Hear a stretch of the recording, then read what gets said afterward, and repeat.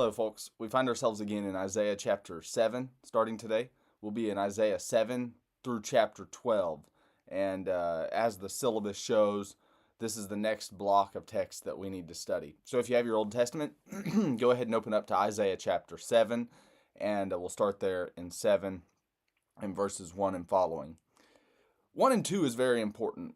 Verses 1 and 2 are very important. They set the context for what we're about to read. And the context in this context is extraordinarily important. Isaiah 7 brings an entire context with it that, if overlooked, is going to be very problematic in order to land on an appropriate exegesis. So take a look at 7:1 and 2. It says it came about in the days of Ahaz, so the third king in which Isaiah prophesied, the son of Jotham, son of Uzziah, king of Judah, that Rezin, king of Aram, and Pekah, son of Remaliah, king of Israel. Your text on Rezin may say king of Syria or the Arameans. Either one is fine. Means the same thing. So Rezin, the king of Syria or Aram, and Pekah, the son of Remaliah, king of Israel, went up to Jerusalem to wage war against it, but could not conquer the city of Jerusalem. Let me get our map out again, and I'll show you what this looks like. This is what's called the Syro-Syrian Ephraimitic Northern Israel coalition. The Syro-Ephraimitic coalition. Well, I thought I had a map drawn up from our last second. Here we go.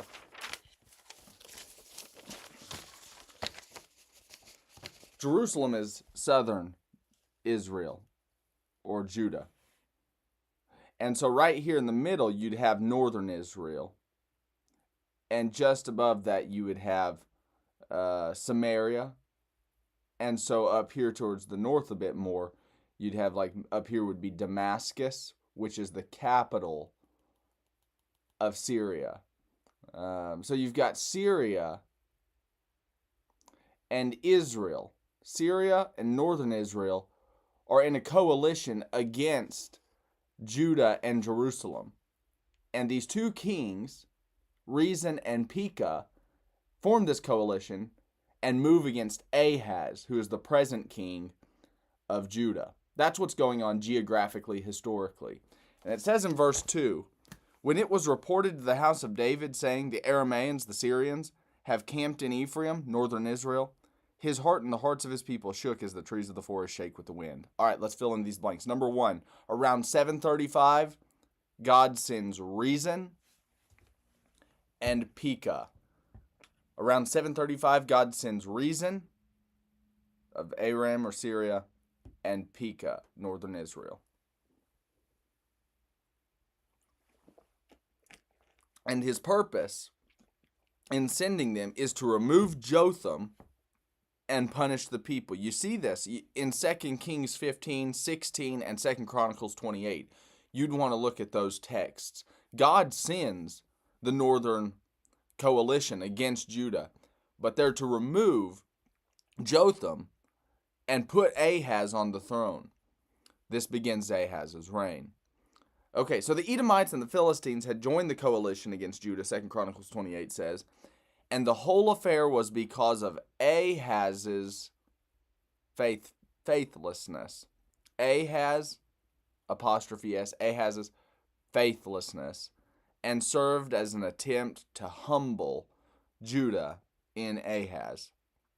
Judah represented by Ahaz. So that's why God sends the coalition. He removes Jotham, and then he sends the coalition again, ultimately to try to humble Ahaz. And if you look at 2 Kings 15, 16, 2 Chronicles 28, you get all of that.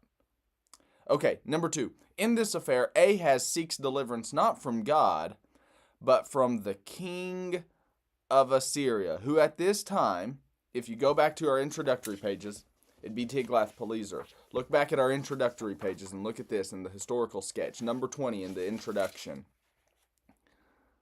Ahaz, we know he's on the throne. He reigns from 735 to 715. And then the Assyrian kings during that time would be Tiglath-Pileser and then Shalmaneser the fifth, and then for a time, Sargon the second. Ahaz is on the throne. The Israeli king at this time, not in our historical notes, is of course Pekah, and Rezin is up north in Syria, and the Assyrian monarch at the time, the boss of the world, is Tiglath-Pileser. So in this affair, number 2, Ahaz seeks deliverance not from God, but instead he turns to the king of Assyria, exactly against what the Old Testament, the Torah, had told the monarchs to do. Don't trust in foreign kings. Don't make these leagues or these pacts, these covenants with, Isaiah 28 is going to call it a pact or a covenant with death and Sheol.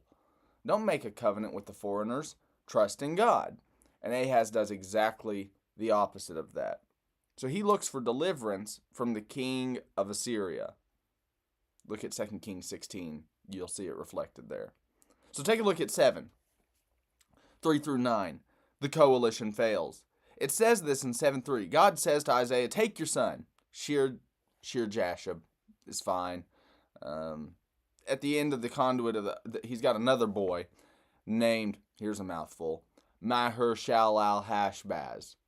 Isaiah chapter 8, verses 1 through 3. In 7:3, he's got an older son, though, Shear-Jashub. And he's at the end of he's to take him and meet Ahaz at the end of the conduit of the upper pool on the highway to the fuller's field. So God sends Isaiah along with his boy, his oldest boy, to go and talk to Ahaz. Now the two boys, he's got two boys, Shear-Jashub and Maher-Shalal-Hash-Baz, and they are signs, symbols. The text says that in Isaiah chapter 8. It says that in chapter 8, where is it here? Verse 18. Isaiah 8:18. Behold, I and the children whom the Lord has given me are for signs and wonders. Don't be shocked then that Isaiah or Hosea or other prophets slap these names. Hello, my name is, like Isaiah did back in chapter 126, the city of righteousness. Hello, my name is the city of righteousness. They slap that on the city in the imagination. Or they named their boys Shear-Jashub and Maher-Shalal-Hash-Baz, both of which have meaning or symbolic reference, symbolism. And so in Isaiah chapter 7, he takes this boy, Shear-Jashub, and they're supposed to go meet Ahaz at a well-known place, the conduit of the upper pool, on the highway to the fuller's field in the city of Jerusalem. So he says in 7:4, take care, be calm. These two kings, remember you should have done your reading 7 through 12 before coming to class. Okay. Verse 4, Rezin and Aram and the son of Remaliah. He says these two are just stubs of smoldering firebrands. They're just wicks that are set to burn out, is what he says in 7:4. And 7:5 is the same way. And so he says, let's go up against Judah and terrorize it. That's what they were saying. The Syro-Ephraimitic coalition is saying, let's go destroy Judah and Jerusalem. And we'll take it, terrorize it. But the Lord says, this is 7:7 now of Isaiah, it won't stand. The Syro-Ephraimitic coalition will not stand. The head of Aram, Syria, is Damascus. The head of Damascus is Rezin. Rezin's the king. And it says, within another 65 years, Ephraim is going to be shattered. It's no longer a people. And the head of Samaria, the head of Ephraim is Samaria. The head of Samaria is the son of Remaliah. If you will not believe, you'll surely not last. Okay, so here's the point. Isaiah is supposed to take his son and go and give a message from God to Ahaz. Here's the message. This coalition that's moving in and you're feeling threatened by, you're concerned about, it's not going to happen. God's going to see to it that these two wicks burn out. With that in mind, let's take a look at number 3. Isaiah must have been of the upper class, since he has ready access to the king. I mean, after all, not everybody can just call up the president and say, hey, I'd like to meet with you for a few minutes. Isaiah is obviously of the upper class and has this easy access. It's highly possible, probable even, that he was a courtier in the court, on the board, if you know what I mean. He was on the, how is that worded, with the president, the United States president, I can't slip in my mind. He's in his cabinet. That's how we word that. He's a cabinet member. Isaiah is probably something like that. After all, later on in Isaiah 36 through 39, we're going to see that he is even in the cabinet of Hezekiah.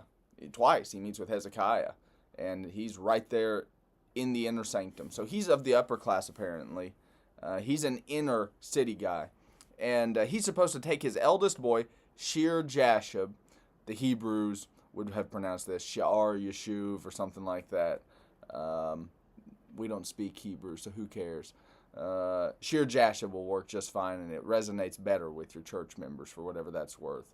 If you're hip on the pronunciation, go speak to the Hebrews. And we're going to call him Maher-Shalal-Hashbaz, too. We're not going to get all tricky and fancy with that. We've got other things to worry about, other things to fight about and squabble about. All right, Shear-Jashub and Maher-Shalal-Hashbaz. Shear-Jashub is the eldest boy, and he is here's your next blank on number 3, a sign, a message to the people. 8:18 says that. We looked at that. And his name means something like, a remnant shall be saved. And that indicates that a remnant will exist only because of her. Here's your next blank. Trust in God. That's the point that Isaiah is going to make to Ahaz. 7:7. God's the one who said this isn't going to come to pass. Stop turning to Assyria. Stop trying to do your own thing. Trust God, and he'll see to it that this whole thing is handled. It's God's word. And Ahaz needs to come to trust God. The question remains, will he? So number 4, God dismisses Rezin, Syria, and Pekah, Israel, as two tails of smoking firebrands. Smoking or smoldering firebrands. Two wicks or torches that have burned out.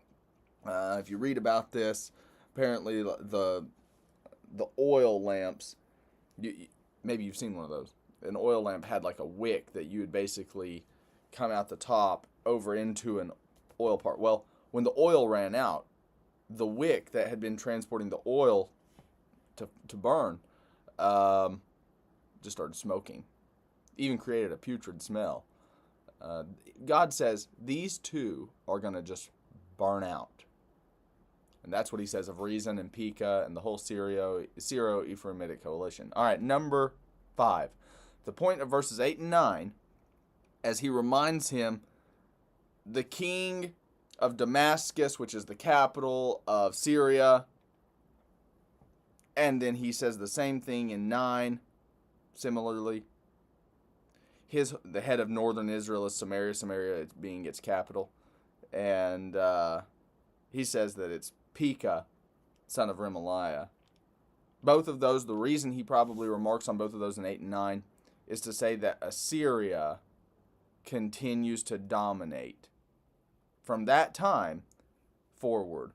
I mean, look at verse 8. He says 65 years and Ephraim will be shattered. 65 years and Ephraim will be shattered. Within another 65 years, Ephraim will be shattered. This is God's way of saying to Isaiah, who's going to say and relay this message to Ahaz, Assyria is the boss of the world. And Ahaz thought, well, she's the boss of the world. That's why I'm turning to her for aid, for support. But God says, you don't need to turn to Assyria. She is my tool, and I'll use her to bring this whole coalition to nothing. But you don't need to sweat it. You need to trust me. And that's the big point that God's trying to get Ahaz to embrace. So, the oracle's probably dated around 735 BC. We looked at that in verse 1. And ultimately, Damascus, capital of Syria, falls to Assyria in 732, historically. And historically, Samaria falls to Assyria in 722. You need to know that. We looked at that, I think, in our last segment, the dates anyway. 722 is the big date. That's when Assyria conquers northern Israel. In fulfillment of what God is saying through Isaiah to Ahaz. 722 is a big date. Later, the Neo-Babylonians come along, and three deals, 606, 596, 586, and it culminates in that third invasion with the destruction of the temple. You can read about it in 2 Kings 24 and 2 Kings 25. Okay, let's get into this is the thorny part of Isaiah 7. This is the controversial part of Isaiah 7. 7:10. Let's take it. Let's read it. The Lord spoke again to Ahaz, saying, Ask a sign for yourself from the Lord your God. God says to Ahaz, ask a sign from me. Make it as deep as Sheol or high as heaven. God says, you pick you a sign, and I'm going to relay to you that I can handle this coalition that's moving against you. But Ahaz said, now this is false piety. He's too righteous for God. God's telling him, ask a sign from me. And Ahaz says, oh, I will not ask, nor will I test the Lord. Well, it's not a test. God's the one telling you, Ahaz, ask a sign. I'll show you proof that I can handle this. And Ahaz says, oh, I wouldn't put you to the test, God. What he's doing is he's feigning piety. It's false piety. And he's acting as if though he doesn't want to test God. Or the truth of the matter is this. He had already decided in his heart to go against God. He'd already decided in his heart to trust Assyria rather than God. And now he's just using empty rhetoric to say it. Well, verse 13. Then he said, listen now, O house of David. This is Isaiah speaking, you see. Isaiah, oh, that grinds his gears to hear that kind of rhetoric from Ahaz. Is it too slight a thing for you to try the patience of men, that you will try the patience of my God as well? Isaiah asks him, who are you to stand up against God? And so in verse 14, this is Isaiah's remark now. Therefore the Lord himself will give you a sign. Oh, here's our controversial bit. Behold, a virgin, or some of the translations render it young woman. Now, a number of individuals have caused a big stink over this and insisted that we must translate the word here as behold, a virgin will be with child. Let's come back to that. We've got a good lengthy section on it in our workbook here. Should we translate it as virgin, or should we translate it as young woman? More on that in a moment. Behold, a virgin will be with child and bear a son. I should tell you that the Hebrew text has the definite article there. It's the virgin. Behold, the virgin, or behold, the young woman. Whichever way we translate that, virgin or young woman, it has the definite article fronting it. The young woman, or the virgin, shall be with child and bear a son. And she will call his name. Here's the name. Remember, Isaiah names his boy Shear-Jashub, names his other boy Maher-Shalal-Hash-Baz. You look at Hosea 1, and he names his three, Jezreel, Lo-Ruhamah, and Lo-Ammi. And then it's not just kids that get symbolic names, it's cities and places as well. This is going to be called Egypt. This is going to be called the faithful city, a city sought out, not forsaken. That's Isaiah 62. More on that another time. Symbolic names were common in this day. This child, the child that's going to come forth, will be termed Emmanuel. It's a Hebrew word. The word Emmanuel means God, El, with us. Emmanuel, with us, El, God. God with us. And so, the text says, the Lord himself will give you a sign. Here's the sign that Ahaz is going to get. The virgin or the young woman is going to bring forth a child. That's the sign to Ahaz. Let the context drive us.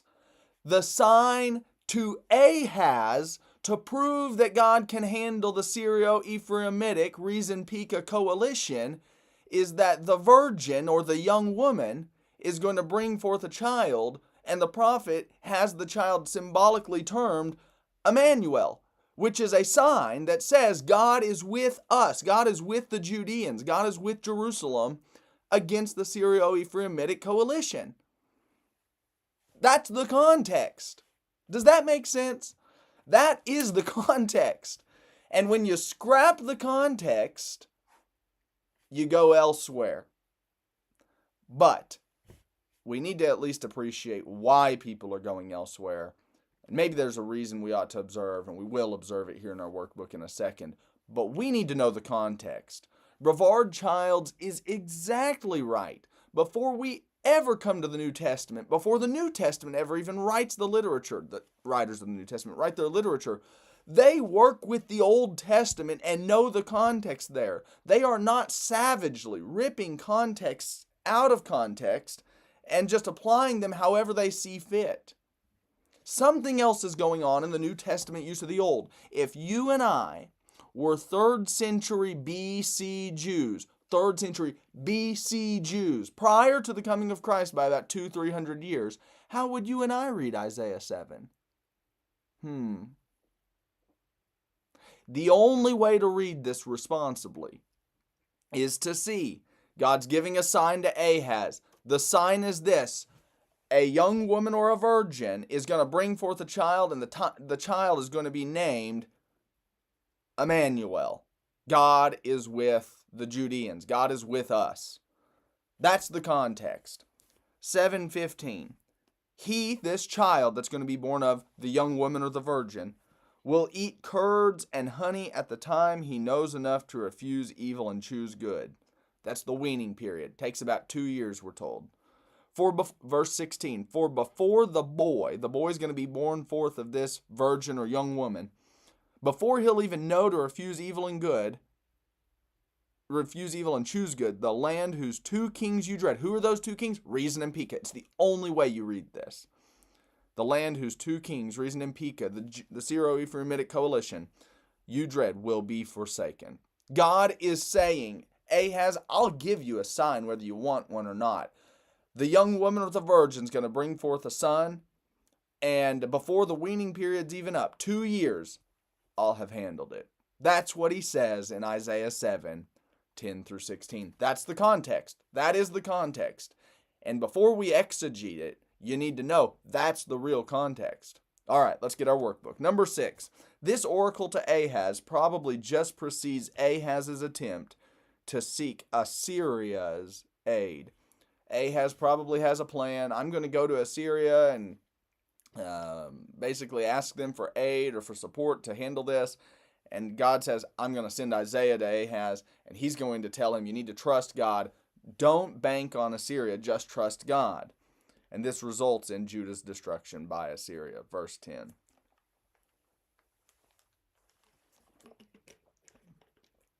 Number 7. In Isaiah, God extends a wish to Ahaz by allowing him to select his own sign. His own sign. That's your blank on number 7. What's the sign for? Why does he offer Ahaz an opportunity to pick a sign? Because if God, just like with Gideon, you remember back in Gideon, he gets like 4 signs. He gets the sign of the fleece twice. You get the idea. I won't recap all of Gideon. I will take us to a passage here in a second in Jeremiah. But you remember with Gideon, God basically says to Gideon, look, I can, and Gideon says, look, I know I'm pushing my ground here. But he says, actually, if you could do the fleece once this way and then do it the other way, reversing it with the dew on the ground and then the dew on the fleece, Gideon says, then I'll know that you're good for me and I can go and take the battle against, who is it? And the Midianites. Judges 6 and 7. It's the Midianites. And so Gideon gets a sign from God. Similar to what's going on here. Ahaz is offered by God a chance. Pick you a sign. And I'll prove to you, if I can prove to you this sign, whatever you want, if I can prove that I'm good in that, God says, then you know that I've vindicated myself and I can take care of this coalition. So he gives Ahaz this option to take his own sign. Well, Ahaz feigns piety. Acts too righteous for God. Oh, I wouldn't dare test God. He's already decided he's going to Assyria. That's what's going on. And so number 8, Ahaz will receive a sign anyway, in spite of his view. Blank on number 8 is sign. All right, number sign. The sign of verse 14. That's what verse 14 says. Behold, the Lord himself will give you a sign. Needs to be established in its original context. Let me stop here. Let me stop here. I'll come back and read that paragraph with you on number 9. But let me go ahead and flip forward to the end of this chapter in our workbook. Look at this. Look at this. It's just across the way from chapter 8. Look at the end of chapter 7. I'm going to tell you where we're going to land, okay? I'm going to go ahead and tell you where we're going to land, and then we'll reach our landing zone. C. If you look at 9C, if we take the biblical text seriously, we must affirm the following. Let me tell you two things that I firmly believe. The first of these, number one, I believe that Isaiah, now you'll notice I've got this in quotes, and we need to work out what we mean by this. But number one, Isaiah prophesies the birth of Jesus Christ. Okay? Matthew 1:23 is going to make use of this text, and we'll look at that here in a second. But we need to know, number one, we should believe, according to Matthew 1:20 and 22 and 23, that Isaiah prophesies of the birth of Jesus Christ. Now, prophesies needs definition, and we'll give it some in due time. But we need to believe, number one, that Isaiah prophesies of the birth of Jesus Christ. The second thing we need to conclude, we need to believe that Jesus was miraculously born of a virgin. Matthew 1:18 through 25 has it that way. Matthew 1:22 and 23 uses a word that's indisputably the word for virgin. I think it's the word parthenos, and it is the word for virgin. Matthew 1:22 and 23. I will have you know that Matthew's using the LXX, the Septuagint, on Isaiah 7 and verse 14. Okay. So, wherever else we go here, I want you to know two things that at least I believe. Number one, I believe that Isaiah prophesies of the birth of Jesus Christ. Number two, I believe that Matthew 1:22 and 23 insists that we ought to see Jesus' birth as being a miraculous birth of a virgin who had never known a man. Matthew 1:18 through 25 is clear on that. I believe those two things. Does that make sense? Okay, let's go back to Isaiah chapter 7 in our workbook then. Number 9, the sign needs to be established in its original context. The context has to do with the Reason-Pika affair. That's what it has to do with. So I think this, and this is what Childs has said in a number of places, and he's right. Brevard Childs, Old Testament fellow from Yale, is exactly right when he says, before we ever even think about working with the New Testament's use of the Old Testament, we need to read the Old Testament on its own merit first. How would we have read Isaiah if we were 3rd century BC Jews? How would we have read Zechariah if we were 3rd century BC Jews prior to the coming of Jesus of Nazareth? We need to think this way because the literature still speaks on its own merit long before the New Testament ever even came along. The New Testament doesn't then scrap the Old. The New Testament doesn't then gut the Old and start making it say things that it didn't actually say in context. No wonder these liberal critical scholars are charging Paul and Peter and the rest with mishandling the Old Testament, saying that they're violently ripping it out of its context, saying that they're plagiarizing and using pieces irresponsibly. No wonder the liberal critical guys are saying that. We haven't exegeted well. So I'm saying this, before we ever even get to the New Testament, we need to know how to read the Old Testament in its context. Once we've done that, we prepare ourselves then to move to the New Testament and its use of the Old. But when we don't do that, when we don't read the Old Testament on its own merit, listen to what happens. We go to the New Testament, we read without context in mind, and therefore we might be missing the complexity of what the New Testament fellows are actually doing with the text. It's like people who go to the book of Revelation. I'll say this in our next quarter. It's like people who go to the book of Revelation. They want to study Revelation. Great. And they start with Revelation 1:1 and just start working their way through the book, and they never pick up the Old Testament background that drives that entire book. Ian Fair points out to us there are more than 600 Old Testament echoes in the book of Revelation. Listen to this. Ian Fair tells us that there are more than 600 echoes to the Old Testament in the book of Revelation, and people want to jump right to Revelation. That's more than once per passage, by the way. There are more echoes to the Old Testament in the book of Revelation than there are passages in the book of Revelation. And people want to go right to the book of Revelation, not do their Old Testament homework, not know about the Exodus, not know about the prophets, and then start reading literature that bases itself on the prophets. Who ever heard of taking Algebra 2 without taking Algebra 1? Who ever heard of reading Matthew's use of Isaiah without reading Isaiah first? In order to get what Matthew's doing with Isaiah, we must first understand what Isaiah's doing in Isaiah. And so in Isaiah chapter 7, we need to understand that the sign needs to be understood in its original context. It has to do with the Rezin-Pekah affair. All right, let's break this down a bit further. 9a, the original context pertains as a sign to Ahaz. It's suggesting that God can handle the Rezin-Pekah affair. 9a, it's a sign to Ahaz. The original context is a sign pertaining to Ahaz. Now, the word sign, 7:14, and I've got it there, the Hebrew word is oath or something like that. Oath, that's the word. I'm just not sure about my pronunciation of it. 9a1, the sign, oath, could have a variety of meanings, but here it refers to a series of events as assurance. The whole purpose of the sign is to assure, it's a sign of assurance to Ahaz. Remember when he did that with Moses too? Take your hand, stick it in, and pull it out, and it's leprous. Exodus chapter 3. Put it back. He pulled it out. It's clean again. Or God gave him the sign of turning the water to blood. Or God gave him the sign of, his staff being turned to a snake. And he picked it up and it was a staff again. These were signs that God gave to Moses. They were miraculous, and they proved that God could do what he was going to do. Let's take a look. Flip over a couple of pages and glance at this in Jeremiah 28. Watch this. You'll get the point here for sure. Jeremiah 28, beginning in verse 15. Jeremiah is, I said this I think in the last installment, he's about 100 years after Isaiah. About 100 years after Isaiah.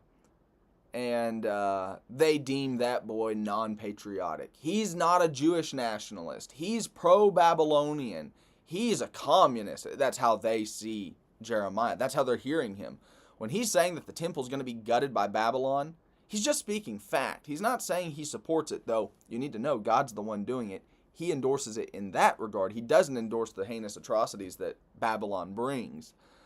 But he's saying Babylon's invading, and it's because of our wickedness. And the people hear him and they say, he's non-patriotic. He doesn't support our people. He's not a patriot.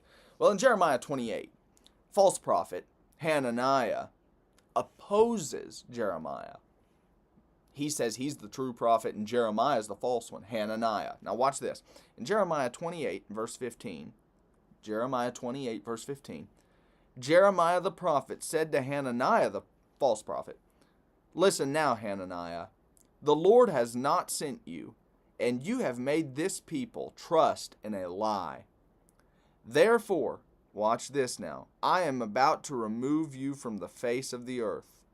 This year you are going to die, because you have counseled rebellion against the Lord." And Hananiah the prophet died in the same year, in the 7th month. Verse 17. Do you understand how that functions? When Jeremiah says you're going to die within the year, and he dies within the year, this proves what Jeremiah is saying in all of these other areas. This is a vindication. This is a sign that proves. That's what God's doing. Let's go back to Isaiah chapter 7. God is saying to Ahaz, "Let me give you a sign to prove to you that within the 2 years I can handle the Rezin-Pekah affair." What sign is God going to give to Ahaz to prove that God can handle the Rezin-Pekah affair? I will say this. If we say that there's exclusively one view here, there's only one interpretation, the child is born of a virgin, and speaking of Jesus, I am not seeing at all how that sign, 700 years later, God's going to bring this, has any relevance to Ahaz. I am not seeing that. And one might say, I've heard preachers say this, not necessarily to me, but they've said it of my view critiquing others. They've said we're liberals. They've said we've given up on miraculous predictive prophecy. None of that true. None of that true. Just because I don't see how that would be any relation to Ahaz. Let me tell you what is true. The people who are making those arguments, saying that we're liberals and going the way that they don't go, or saying that we're just wanting to know how this sign would relate to Ahaz. The people who say then that we've given up on miraculous biblical prediction and things like that, first of all, don't have a clue what they're talking about. They don't understand the discussion. But number two, I'll tell you something else they don't understand. They don't understand how to read the context. Or they've ignored it. They've either not known how to read it or they've ignored it. But I can somewhat, only a little bit, they need to do their homework. But only a little bit can I appreciate it. The reason that some of these guys are saying some of these things that are just ignorant is because they read Matthew 1, 22 and 23 without reading the context and think they've got it all figured out. What they need to do is embrace more of the data. They have not embraced the fullness of Isaiah 7. All right, you can probably tell where I'm headed here then. The sign is an assurance. It's an assurance of God to Ahaz. Whatever this sign is, it's a sign of assurance to Ahaz that God can handle the Rezin-Pekah affair. The word virgin now this is where we get controversial.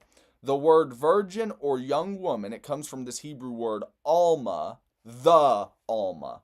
Ha, H-A would be the Hebrew. They don't have vowels, but that's how you do it. H in the English, it's a transliteration. H-A, alma, ha, alma is the word in the Hebrew text. It's the virgin or the young woman. Has two issues. A, the translation young woman is preferable. That's the way it is. That's just the way it is. And I've got the reasons why. Number one, or 2A, the translation young woman is preferable. You'll find it in the footnote of the NASB 20. You'll find it translated as young woman in the RSV and the NRSV. And boy, those versions took some major heat because that's how they translated it, the young woman. And so a number of individuals have blistered the RSV and NRSV as saying that it's a liberal translation and they're pushing a nasty agenda. In my estimation, they've got it right. The RSV and the NRSV has it right by translating young woman. Now, that's a grammatical argument. It's a grammatical argument. So can I support the grammar on this? That's the question you need to be asking. Can Drew Leonard actually back up the reasoning for why he translates, behold, the Lord will bring forth a sign, the young woman will bring forth a child, a son? Can I back that up? That's what we now need to answer. Can I support my grammatical analysis or not? That's the question we need to be asking. So here's what I've got. First of all, the Semitic root, the Hebrew root, Elam, means youth and does not note marriageable status or virginity. That's just a fact. That is just a fact. The root from which this word, virgin, young woman, is the feminine form of this. The feminine form here comes from a word that simply denotes youth, youthfulness, and doesn't comment on marriageable status or sexual status, virginity. Doesn't comment on that. Now, some of these guys they may not even say it, but some of them they believe it, are King James only people. They use the King James. Now, this is a striking argument. The same people who are basically King James only insist, they double down that the RSV, NRSV, and anybody else who translates it as young woman have botched it. They've missed it badly. They insist that the King James Version needs to be used because it excludes, and some of the other ones do it as well. Like even the translation I've got here, it's got virgin. I think it misses. They insist that King James is responsible on virgin. We should not be using these others that translate the other way. Now, here's something interesting. If you've got the King James, glance over at 1 Samuel with me. These are the two references I've got right there in the workbook. Look at 1756 of 1 Samuel. This is striking. Look at it here in the King James. Look at 1 Samuel chapter 17. Now, you know what 1 Samuel 17 is all about, right? It's David and Goliath. David and Goliath. Look at 1756. David, well, the king said, "Inquire thou whose son the stripling is." You know what word that is behind the word stripling in the old King James? Why, that's the word Elam. It's the masculine form of the word we find here in Isaiah 7, Alma. Guess what? Saul is asking who the young man is. Oh, if you've got the New King James Version, it might even be better. Inquire whose son this young man is. Why didn't we translate the masculine form here? Inquire who the virgin is. It's not what the word means. That's why. You don't translate a word that doesn't mean virgin as virgin. In 1 Samuel 17:56, the committee of the King James Version, New King James Version, they got it right. You know, if you look through here, there's not a single translation. CSB, young man. 1 Samuel, I'm still in 1 Samuel 17:56. It's the masculine form. Young man, CSB. New King James, young man. NIV, young man. ESV, the boy. NASB, whose son the youth is. NASB 95, son the youth is. And it just goes on. Stripling, ASV. Stripling, RSV. YLT, Young's Literal Translation. The young man. World English Bible. Stripling. And the list just goes on. What's my point? All of the major translations get it right on the masculine form on 1 Samuel 17:56. Why didn't they translate it as virgin? It's just the masculine form of the same word we've got in Isaiah 7:14. Go to 1 Samuel 20. Look at this. In 1 Samuel 20, in verse 22, but if I say thus unto the young man, behold the arrows. Why didn't it translate as virgin? You know, it's interesting too, in 1 Samuel chapter 17, David's not even married. His first wife would have been, who was it? Michal, Saul's daughter. David's unmarried. The text translates, the New King James translates on 1 Samuel 17:56, young man or stripling. It does it on 1 Samuel 22, translates the word Elam, the masculine form of Alma, as young man or stripling. And then we get to Isaiah 7:14 and we find the feminine form, and all of a sudden it has to be virgin. What in the world? Now listen, if there's an argument, and I'm not conceding that point, but if there were an argument on we should translate it as virgin in Isaiah 7:14, it's not a grammatical analysis that's being done. You got to understand that. If you do the grammatical analysis, to be consistent, you would either have to go back to 1 Samuel 17 and 1 Samuel 20 and translate the masculine form as virgin, referring to a boy, or you give up that point on Isaiah 7:14 on a grammatical analysis. I'm saying this, the reason that people are insisting on the translation virgin is not on a grammatical basis. Let me say that again. Those who are insisting we must translate it as virgin in Isaiah 7:14 are not saying that from a position of lexicography, grammar. Therefore, they shouldn't be speaking about grammar. Shouldn't be speaking about the lexicography. All right, here's another point. The word Alma is employed, and not the Hebrew Bethulah. Now that's interesting. That's interesting, which may suggest a marriageable status or virginity. You know, the word Bethulah occurs about Rebekah and is followed by whom no man had known. But she's also called an Alma. Genesis 24, both of those. Genesis 24:16, she's called a Bethulah. Genesis 24:43, she's called an Alma. Now, why is that important? Well, she could be. It's like this. What's that old adage? All squares are rectangles, but not all rectangles are squares. Oh, that's good. We might say it like this. All Bethulas, well, that's not even true now, is it? That's not even true. My point is this. The word Bethulah would have been the word to employ if you were wanting to aim at saying something about her sexual status, her virginity. But instead, the text uses Alma, which I'm insisting just means young woman. Okay, now you might say, oh, this sounds off. Give me some time. Let's keep working it. Let's see if the text doesn't speak for itself. Well, he's forgotten about Matthew. No, I haven't forgotten about Matthew 1, 22, and 23. I know the text. I know what it's doing, and we'll explain that here in due time. But you got to do the context in Isaiah 7 first. All right, B. The term young woman is accompanied by the definite article, the, thus literally reading as the young woman. 9a, 2b. The blanks are the young woman. The text literally should translate, behold, the Lord himself will give you a sign. Behold, the young woman will be with child. Okay. Who is this young woman then? Obviously, I'm saying that it doesn't mean virgin. So who is the young woman that will bring forth a son, and before the child's even weaned, and this will be the sign that God's given to Ahaz, the Rezin-Pekah affair will be handled. This is the point that God's making, by the way.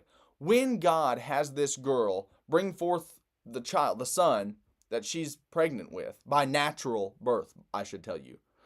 This girl, the young woman who's well known in Ahaz's court, apparently. I mean, it just says the young woman. They know who he's talking about. So who is she? We'll talk about it here in a second.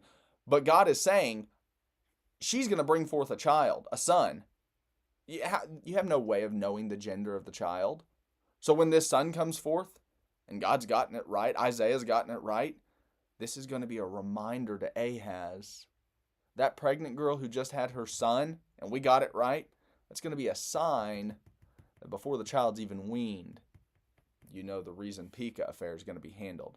So Ahaz, trusting God, I'll give you a sign anyway. You didn't want one, but I'm going to give you one anyway. This girl's going to bring forth a son, and there's your sign that God is really with you in the affair, and the Rezin-Pekah thing will be handled. All right, so who is the young woman? Well, she's been suggested to be, C1, a wife of Ahaz. C2, she's been suggested to be symbolic, a symbol for the Jewish community. I don't think either of those bite, by the way. C3, a representative of several pregnant young women in the day. But we find no evidence of that, but some have suggested it. C4, some have said that it's a specific, the young woman, a well-known woman, obviously, in Ahaz's court.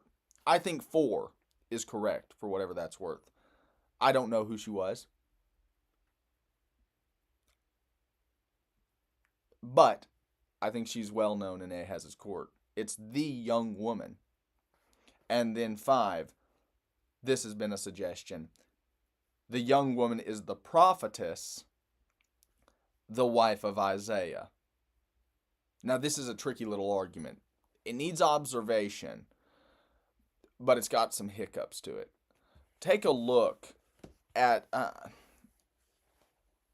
look over the page and look at Isaiah 8. This is going to talk about Isaiah's second boy, Maher-shalal-hash-baz, second child. 8:1, take for yourself a large tablet, write on it in ordinary letters, swift is the booty, speedy is the prey. That's what Maher-shalal-hash-baz's name means. Swift is the booty, speedy is the prey. And I will take to myself, 8:2, faithful witnesses for testimony, Uriah the priest and Zechariah the son of Jeberechiah. So watch this, 8:3 of Isaiah. So this is Isaiah, I approached the prophetess, and she conceived and gave birth to a son. And the Lord said to me, name him Maher-shalal-hash-baz. For before the boy even knows how to cry out father or mother, the wealth of Damascus and the spoil of Samaria. Damascus is northern Syria. It's Syria. And the spoil of Samaria, capital of northern Israel. He's talking about the Syro-Ephraimitic coalition here too, right? Will be carried away before the king of Assyria. It sounds like he's saying the same thing as in Isaiah 7. All right, so there's a virgin going to bring, young woman going to bring forth a child in Isaiah 7. And that child's a sign for God's handling the Syro-Ephraimitic coalition. And then in Isaiah chapter 8, we find Isaiah's wife, the prophetess, it calls her, 8:3, going to bring forth this son, Maher-shalal-hash-baz. And one child in 7 is going to be before he can be weaned. In chapter 8, it's before the child can talk, say mama and daddy. Before the child can say mama and daddy, God's going to handle the coalition. Now this is interesting. Drop down to 7 and 8. Isaiah 8, 7 and 8. Now therefore, behold, the Lord is about to bring on them the strong and abundant waters of the Euphrates, even the king of Assyria and all his glory. And it will rise up over all its channels and go over all its banks. It's saying Assyria is going to come in and wreck the Syro-Ephraimitic affair.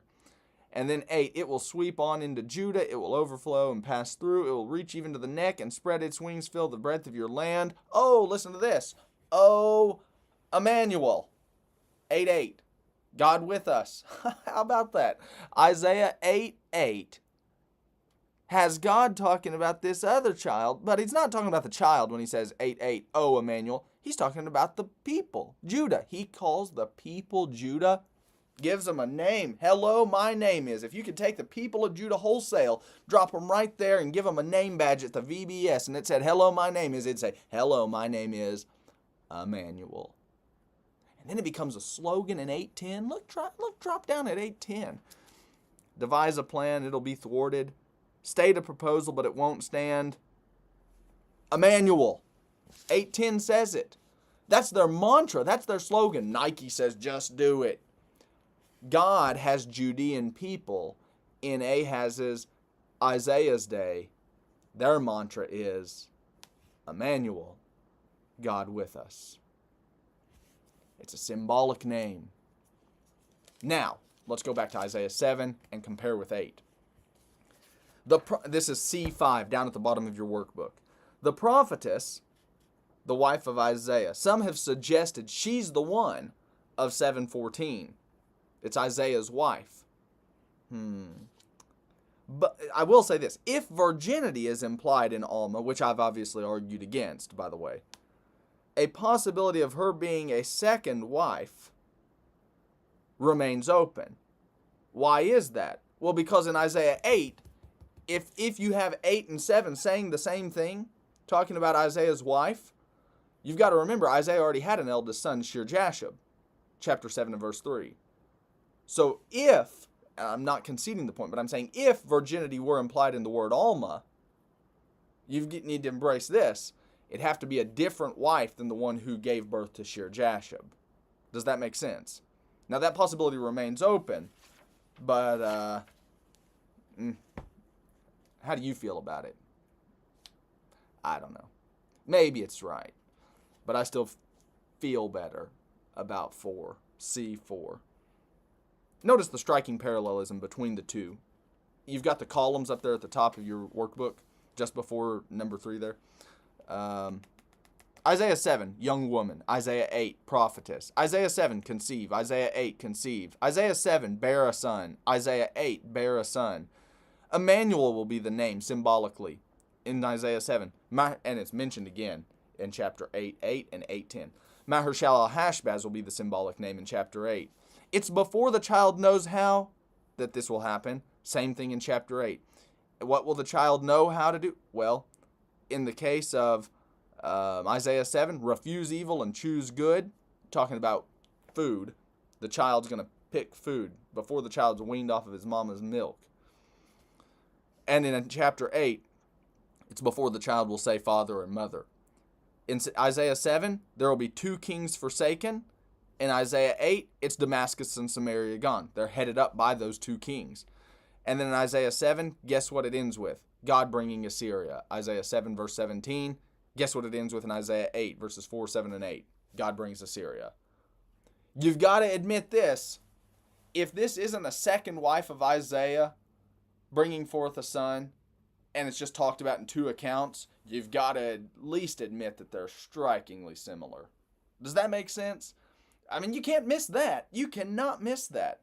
Both texts have to do with God giving a sign that the northern Israel Syrian coalition is being handled, and that Ahaz and the Judeans need to learn to trust God. This whole book of Isaiah, by the way, is going to focus on Judah needing to trust God.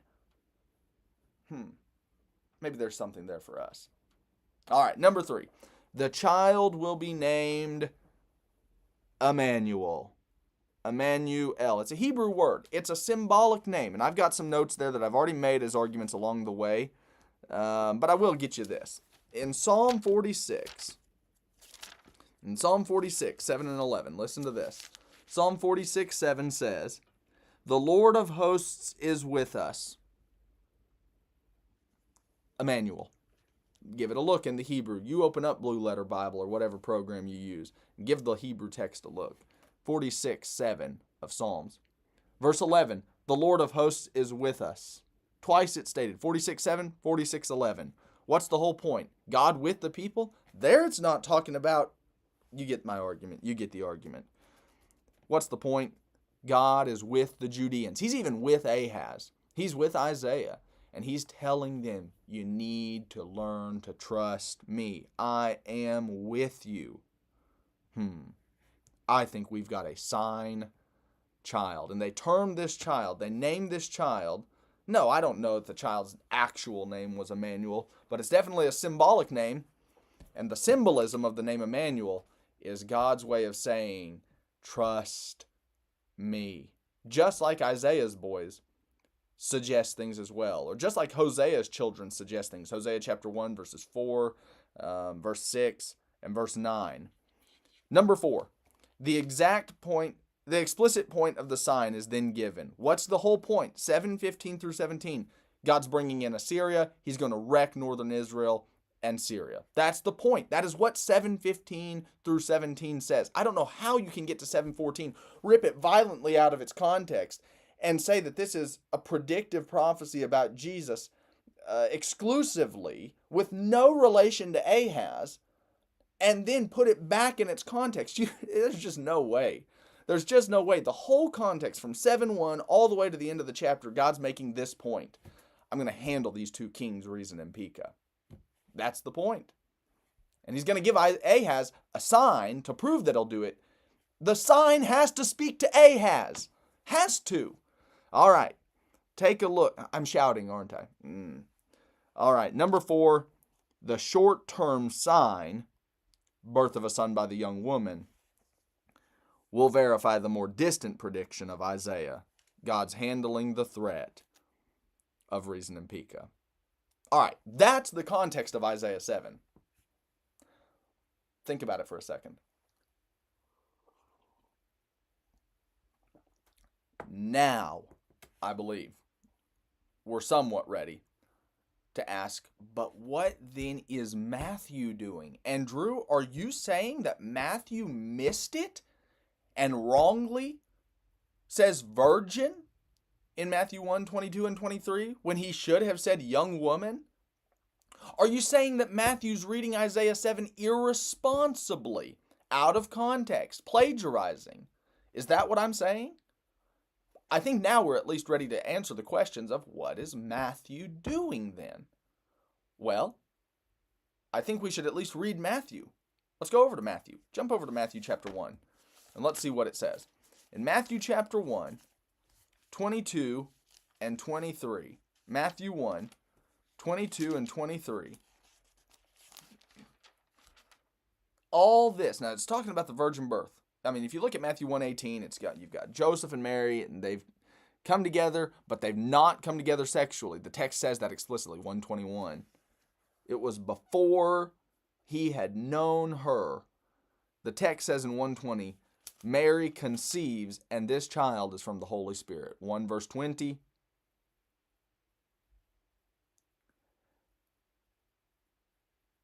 And it says in 1:22, all this took place to fulfill what was spoken by the Lord through the prophet.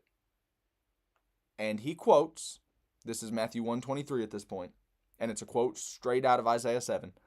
Behold the virgin, Matthew says virgin. Matthew says virgin.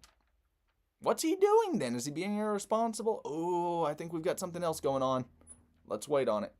1:23, the virgin shall be with child and bear a son, and they will call his name Emmanuel, which translated means God with us.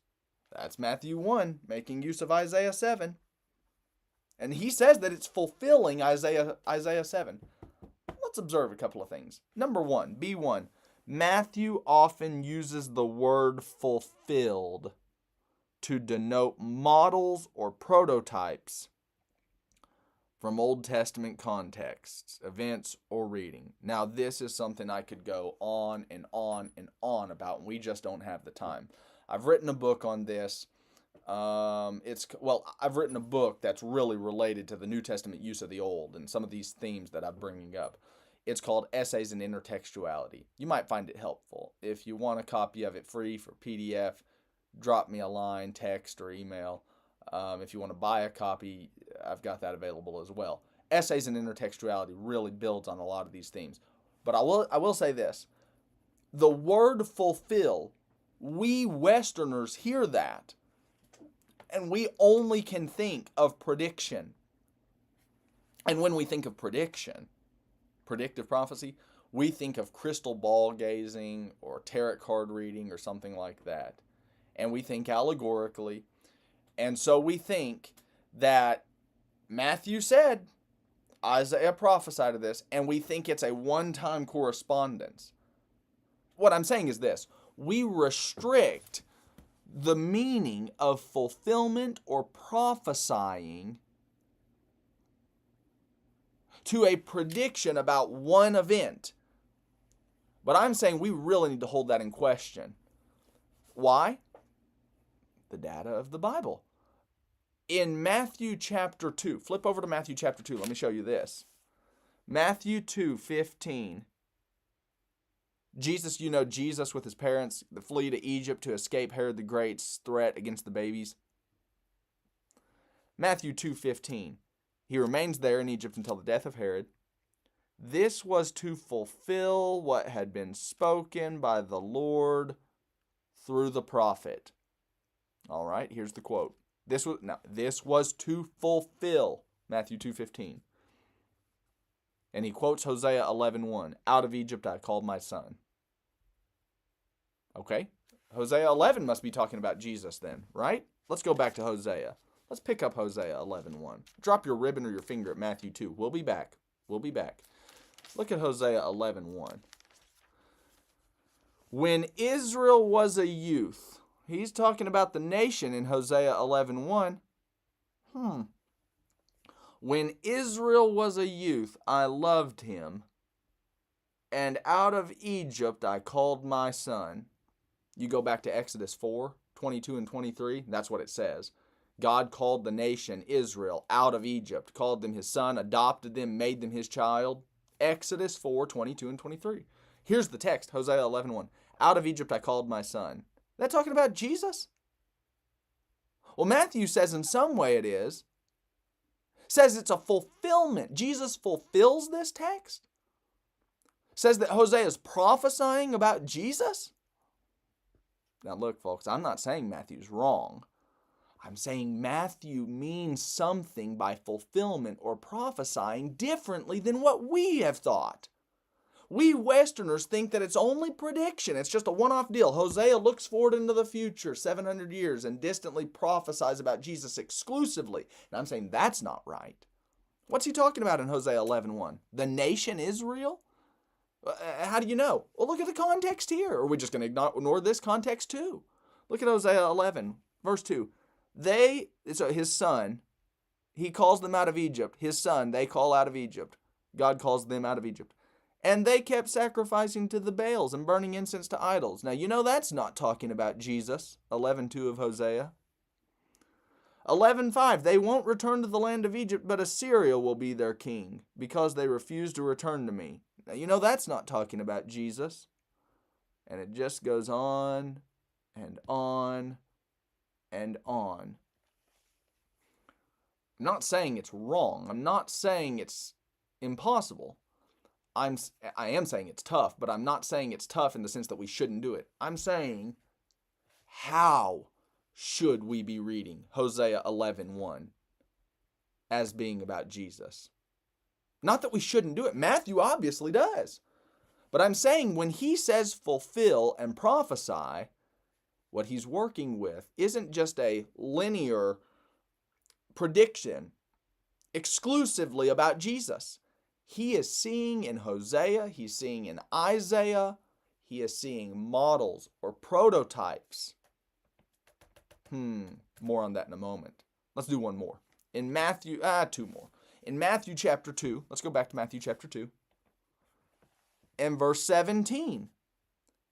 Speaking about Jesus and the slaughter of the babies by Herod the Great.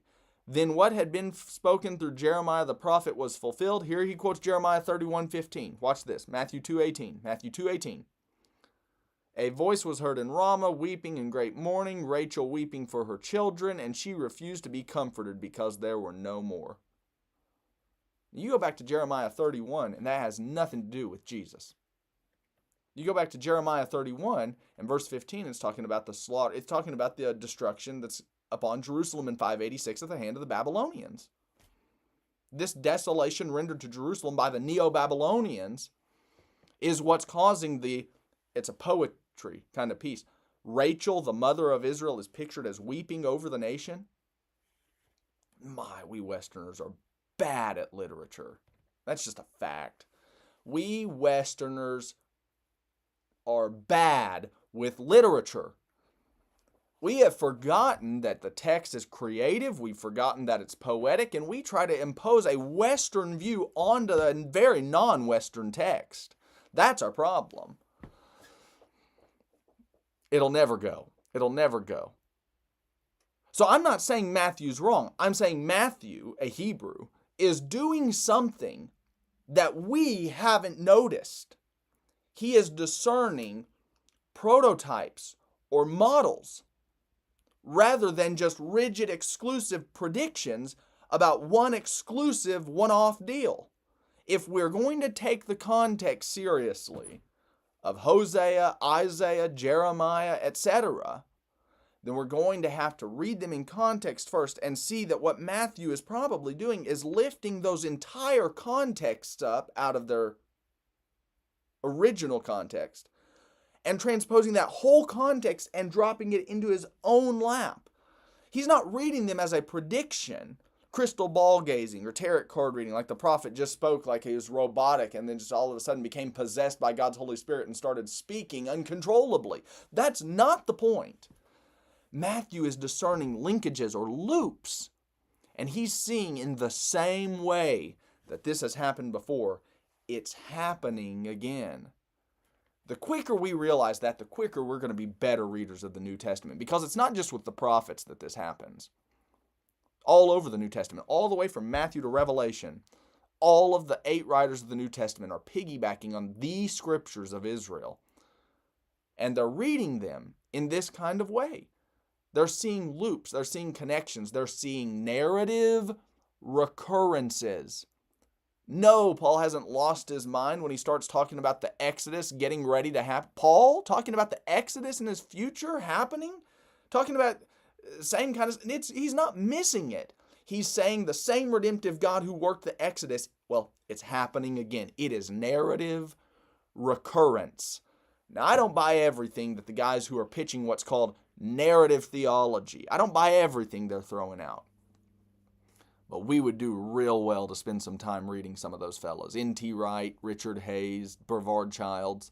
They really botch it on some stuff. But their whole push on how to read the Bible as a continuous narrative that recurs is absolutely on target. Now, let me hit you with one more. Let's go to Matthew chapter 6. No. Isaiah 6. Matthew 13. Look at Matthew 13. Now, I made a point like this in our last segment. You need to get this one. You need to get this one. It'll make the point. In Matthew 13, here's the word fulfill again. Verse 14. Now, Jesus is speaking to the goons in front of him. Right? He is. And the disciples want to know, why are you speaking in parables? And Jesus said, these goons don't get it. The Pharisees, the establishment, the system, they're missing it. And Jesus says in 14, in their case, speaking of his own contemporary people, the prophecy of Isaiah is being fulfilled. It's the same word, I should tell you, wherever Matthew talks about fulfillment, it's the word pleroo, comes from the Greek root pleroo, fulfilled. But don't you think Matthew's understanding the words prophesied or fulfilled maybe differently than we Westerners have limited it to? Matthew 13:14. He says that Isaiah is being fulfilled. Keep on hearing, you'll not understand. Seeing, not perceive. People of this heart, the heart of this people has become dull. They scarcely hear. They've closed their eyes. They've shut their eyes. They hear with their ears. and they understand with their heart and return. That's what he would have them do, is see, hear, and understand, and I would heal them. He says Isaiah is being fulfilled. That's a quotation of Isaiah 6, 9, and 10. But don't you remember in Isaiah 6, 9, and 10, God said to Isaiah, go to this people, his contemporary people, and speak to them. And he's quoting, that's Isaiah 6, 9, and 10. Get this. Paul, in Acts 28, 25 and following, Acts 28, 25 and following, uses the same scripture Jesus just did and said that Isaiah was fulfilled about his contemporaries that were antagonistic. So which is it? Was Isaiah speaking of Isaiah and his contemporaries when he talked about these people? The text says that it's fulfilled. Was Jesus right in saying, or was Paul right in speaking of another group about 30, 40 years later? I'm saying they're all right. Fulfillment doesn't mean what we Westerners have thought it to mean. The Bible doesn't use it that way. That's factual. We just looked at the evidence. Now, what's my point? Matthew's not wrong to see this narrative recurring or to see these models. I'm saying, let me just hit you real quick on this. I'm saying that in the cases of Hosea 11:1, when Israel was a son, I called my son out of Egypt, when Matthew lifts that out of its original context and drops it into Matthew 2, he sees Jesus as the embodiment, the sole representative, the corporate reality. He sees Israel as, in a body, Jesus. Jesus is Israel in a body. He is the nation in a body. He is the embodiment of Israel. He is the corporate representative. And so he's not out of line. Matthew is not out of line by saying, I'm seeing this narrative, God calling Israel, the nation, out of Egypt. I'm seeing a recurrence as Jesus, Israel's representative, the nation. Her destiny is his destiny, and vice versa. He too is called out of Egypt. And Hosea says, think about how loopy that is. It links up in several ways. You need to read Richard Hayes' Echoes of Scripture in the Gospels. It's about 400 pages. If you can't read Echoes of Scripture in the Gospels, you need to read Richard Hayes' Reading Backwards. It's the condensed version of that. It was put out and had 4 or 5 lectures. You need to read them both, just to be honest. Richard Hayes, Echoes of Scripture in the Gospels, or Reading Backwards. Great stuff. Great stuff. Okay? That's what's going on in Hosea.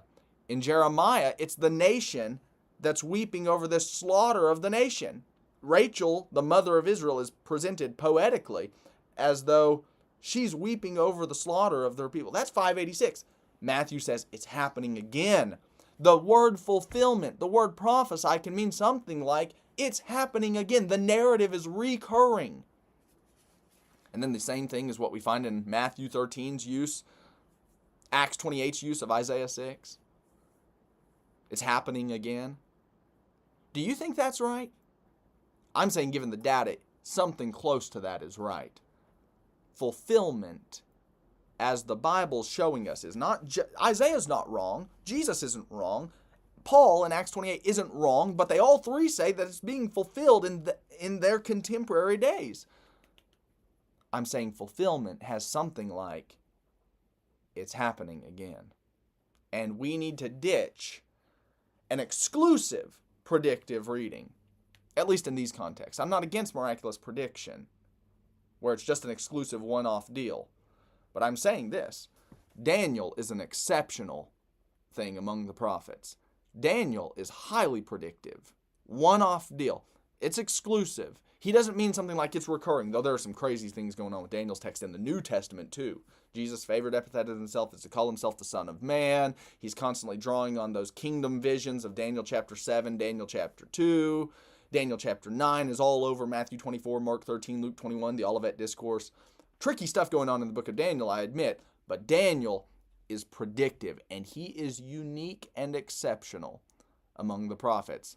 We need to get a better view of what is meant by fulfilled, and that's the blank on B1. All right, B2. Matthew uses the Septuagint. Surely, you guys are second years, right? Surely you know what the Septuagint is. The Old Testament, but it's in Greek. We're not sure. We're not sure when the Septuagint was finally translated. Some like to argue that it was translated as early as 280 BC. There's no way to nail that down. Some like to insist that it was translated far later than that. No way to nail that down either. The truth of the matter is this. When Jesus and the disciples jumped onto the scene, they had the copies of the Septuagint, and that's the translation they used most often. Well, how do we know that? The Greek syntax of the Old Testament that they quote lines up perfectly in a number of cases with the New Testament use of those texts. I've got some of this documented in that little book I've done, Essays in Intertextuality. You look at the Greek of like Acts 8, and it lines up perfectly with Isaiah. The Greek does. Why? They're quoting the LXX. They're quoting the Septuagint. So your blanks on number 2, B2. Matthew uses, in Matthew 1, 22 and 23, he uses the Septuagint, the LXX, to read Isaiah 7:14. Now, what does that mean? It means that there's no debate about whether or not Matthew intends virginity. He does. He does. The LXX used a word, parthenos, that means virgin. Matthew, as he quotes Isaiah 7:14, uses that Greek word, parthenos, virgin, and not some flexible term, which there was in Greek that didn't talk about virgin status. Matthew, not Isaiah, Matthew talks about virginity. That's what he does in Matthew 1:23. So, we need to recognize this. Well, was Matthew wrong? Surely we've got to ask that question in our minds now. Hold on. Matthew's just warping the text now just to get to pick and choose words to substitute and change around? Or the LXX got it wrong? Well, Matthew's inspired though, isn't he? So maybe his use of the LXX is right. Even if the Septuagint were wrong, Matthew's inspired and right. Isn't that our argument? I think it is. I think it should be. But did you know this? It is often the case, this is your next blank on B2 there, it is often the case that New Testament writers or speakers adjust, your word is adjust, passages to suit their own needs. Did you know, you might think this is minor, to me it's a killer point. Look at Romans 11, go over to Romans 11 real quick. Yeah, another tricky context. But then again, maybe the whole New Testament's trickier than we've let on. Maybe the Old Testament is too. Maybe we're just not reading well. Maybe we're just not seeing things. Romans 11. Look at Romans 11. What is it? 27? 26. Romans 11, 26. Now Paul's... I don't need to get talking about Romans. I'm making the point that they adjust the vernacular or the explicit vocabulary of the text. Romans 11:26. And so all Israel will be saved. In this manner, all physical Israel will be saved. The manner in which Israel's salvation will happen is by faith. 11:20, 11:23. That's the argument that he's making. Paul's saying, no, God hasn't ditched Israel, but he's not saying all of national Israel is wholesale saved. He's saying the real Israel, physical Israelites, that are to be saved so, in this manner, huto in the Greek. And so, in this manner, that is the manner of faith in the Lord Jesus Christ as the Jewish Messiah, 11:20 says that, 11:23 says that, Israel, physical Israel will be saved. How? Israel will be saved by coming to faith in the Messiah. Just as it's written. Now, Paul invokes Isaiah 59. Now, watch this. And you're going to want to drop a ribbon here, or hold a finger here. Romans 11:26. The deliverer, the redeemer, the deliverer, will come from Zion. All right. Close attention to the preposition. Pay close attention to the preposition. The deliverer will come from Zion. Now, do you have a cross-reference in your Bible? It's Isaiah 59, 20, and 21. All right, drop your finger or your ribbon at Romans 11. Go back to Isaiah and hit 59, 20, and 21. This is the text he's working with. This is 59:20 of Isaiah. 59:20 of Isaiah. A redeemer will come to Zion. Do you know any differences? Do you see any differences there? Look back at it again. Romans 11:26. The deliverer will come from Zion. Isaiah 59:20. A redeemer will come to Zion. A number of the commentators that I've read, liberal guys, I read widely, say Paul missed it there. Misquoted the Old Testament. Really?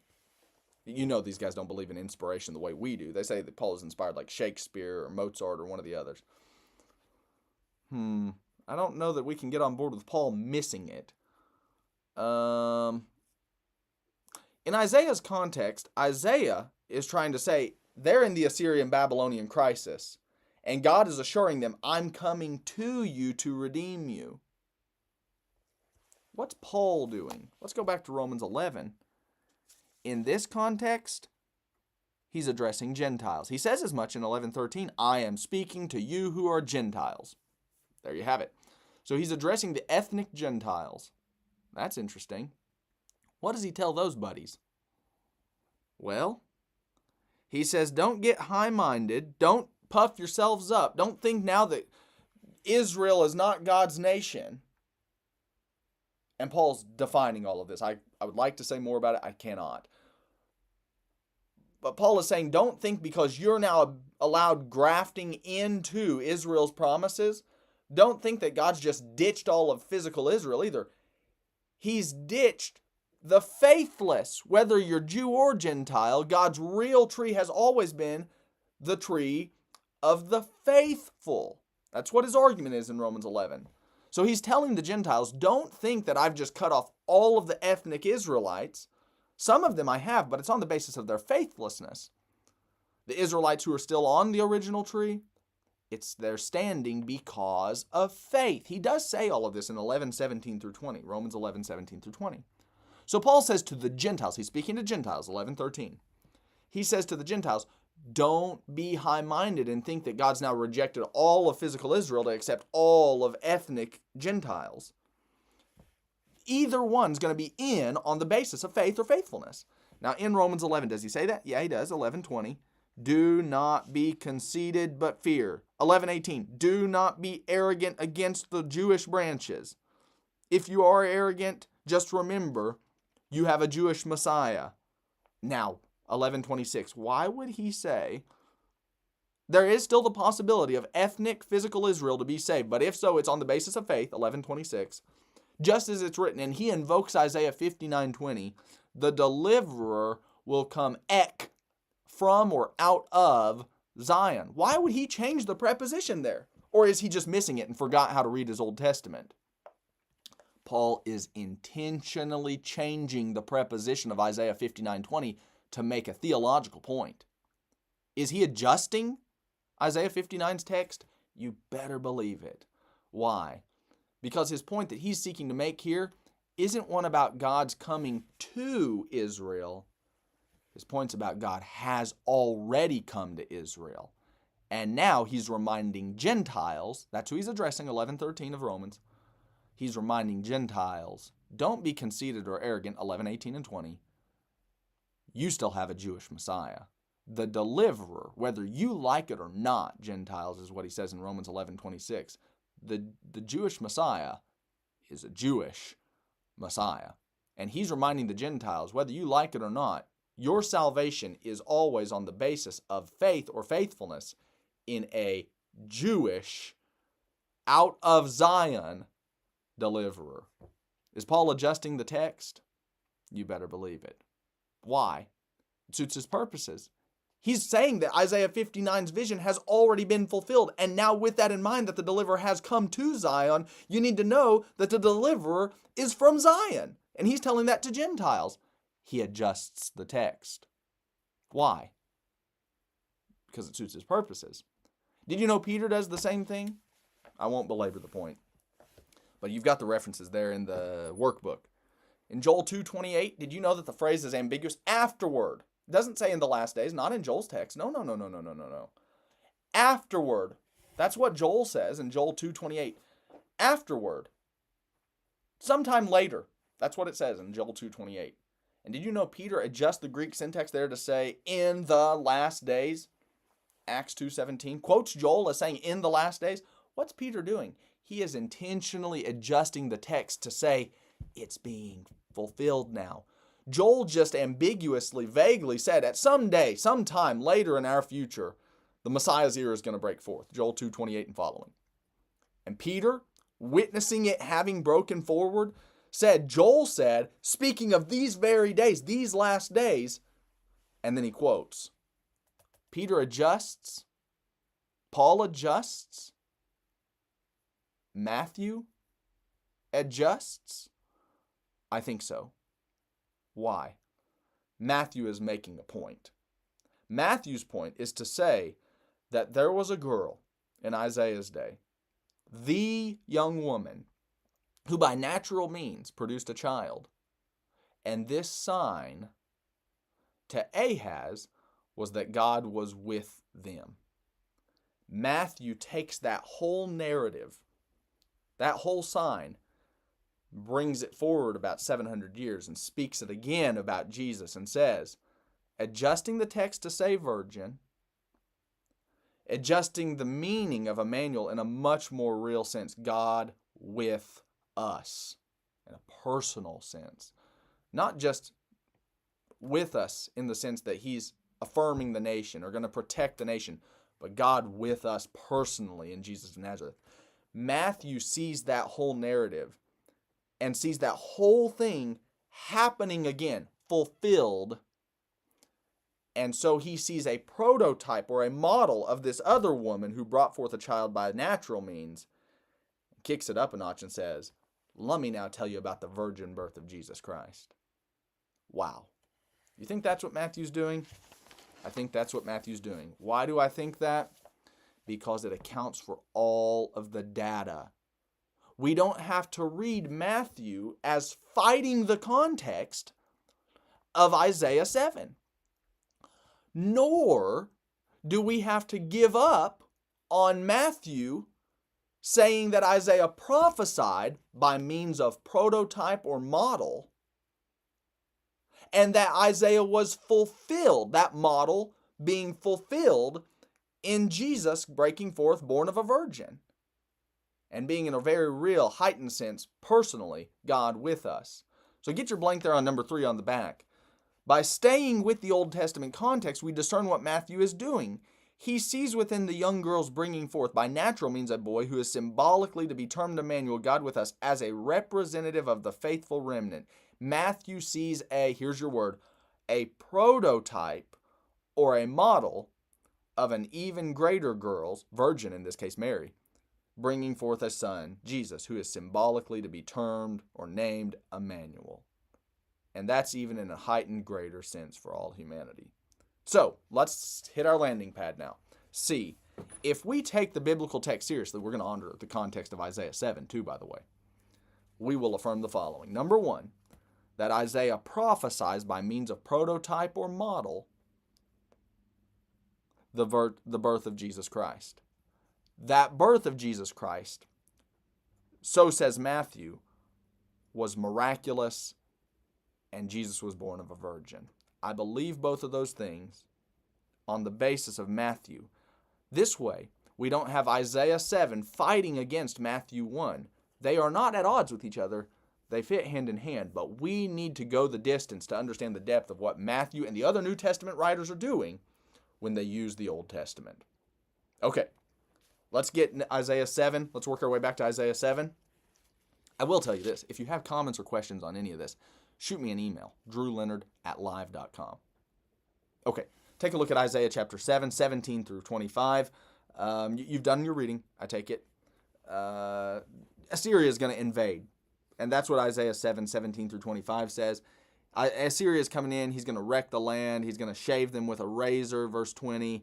It's going to be desolation. That's what 7, 17 through 25 says. The whole land's going to be desolate. So put this on number 10. The rest of the passage presents the price to be paid for trusting Assyria,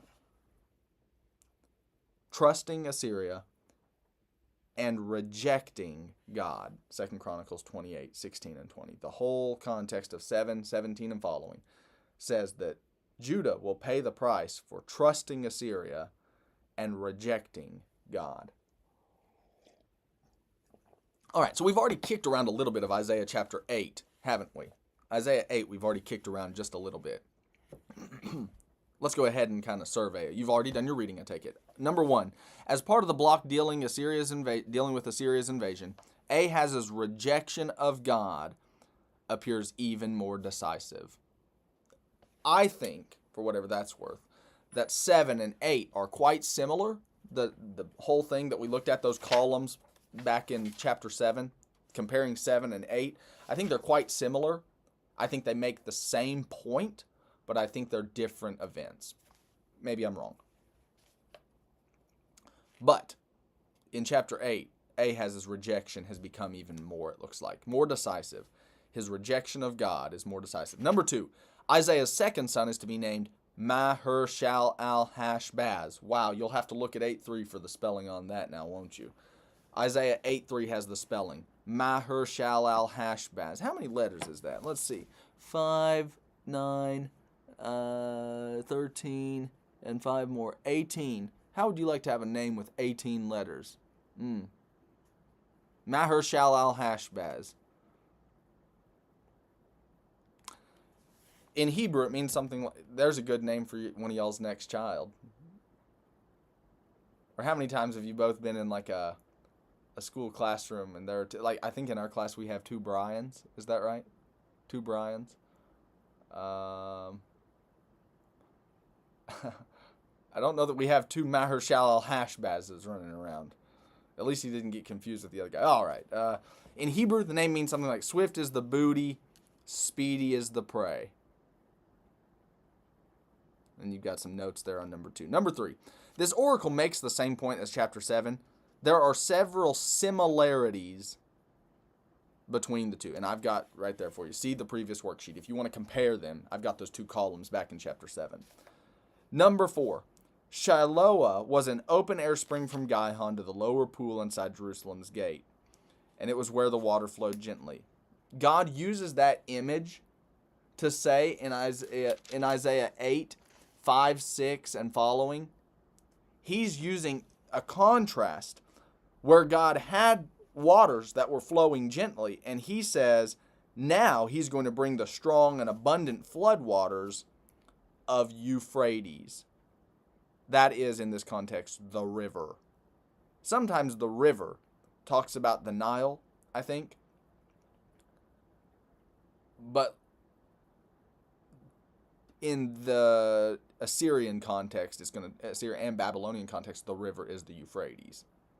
So again, it's dependent on context. Euphrates are going to come in like a flood, and he's using that to symbolize Assyria. Assyria, like a flood, is just going to come in and just wreck everything.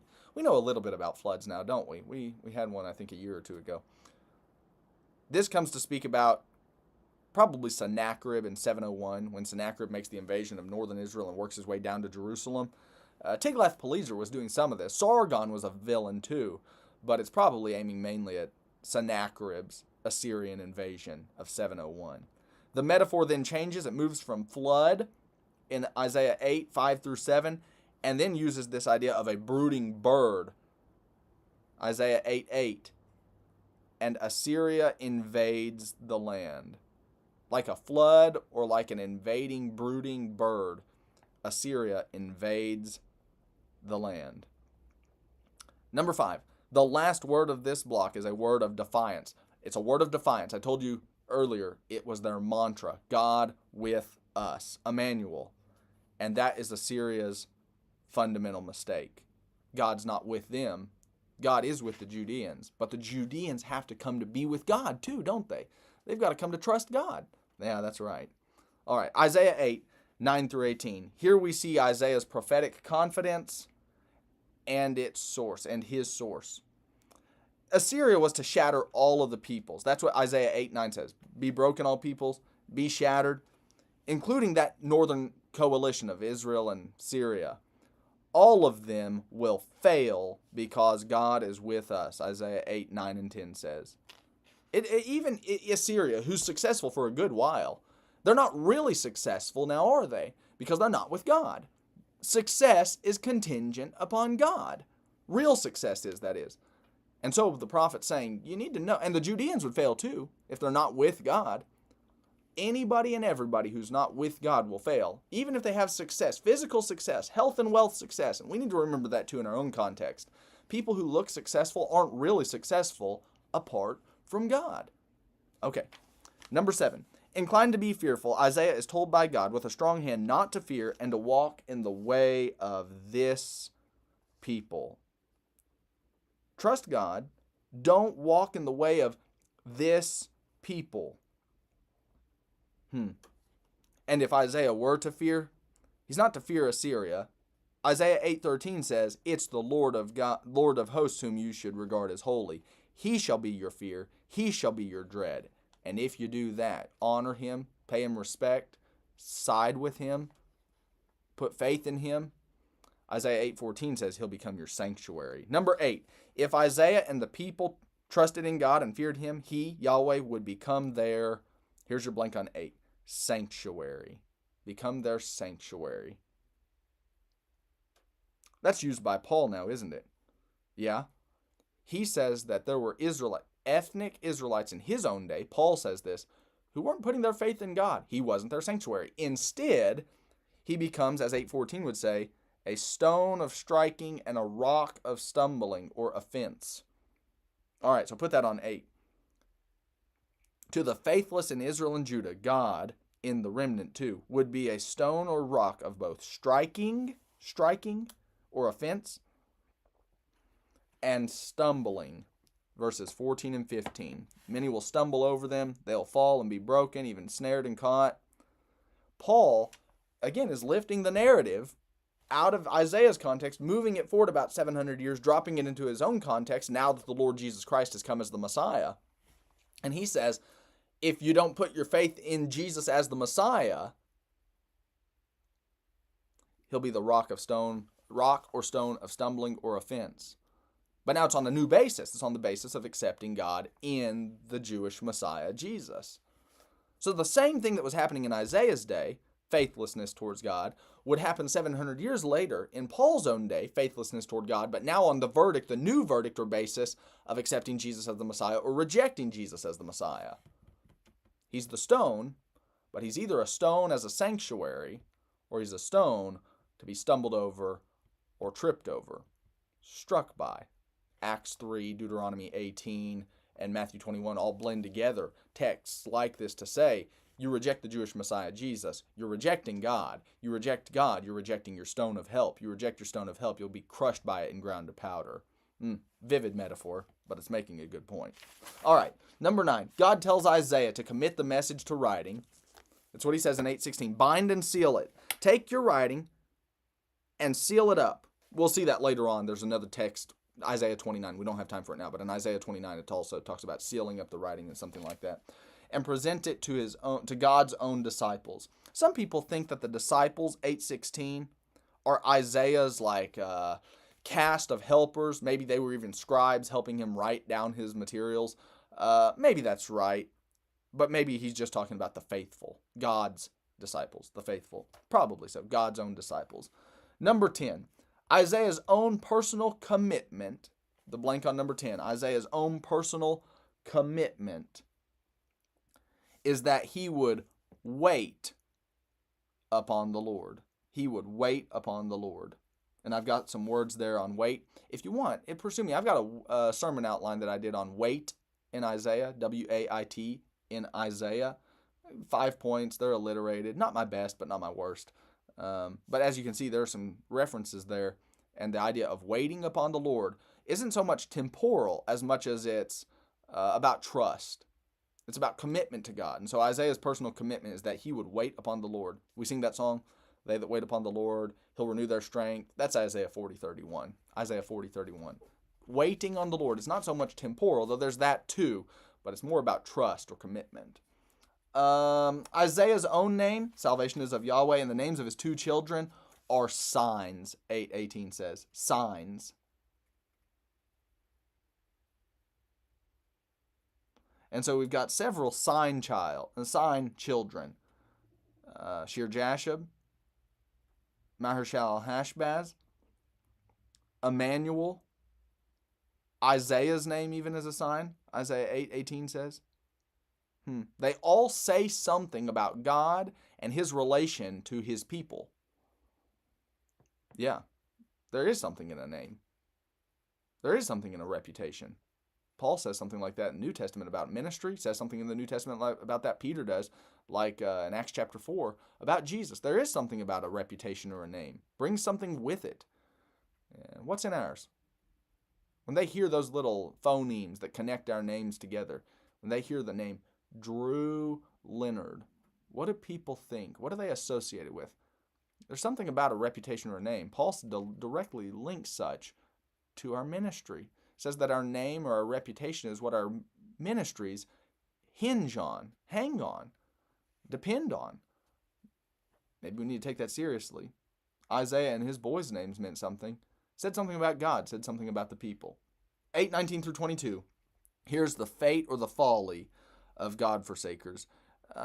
Somewhat maybe of an unfortunate chapter division, because 8:22 probably should belong with 9:1 through 7. Okay, let me say that one more time. 8:22 probably should belong with 9:1 through 7. Somewhat of an unfortunate chapter division. Number 11. Out of despair, the people are said to consult sorcery and idols.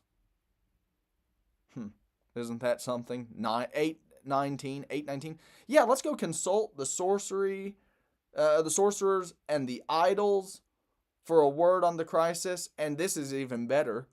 On verse 19, they consult the dead on the behalf of the living. They consult the dead or ask the dead for advice on how to avoid death.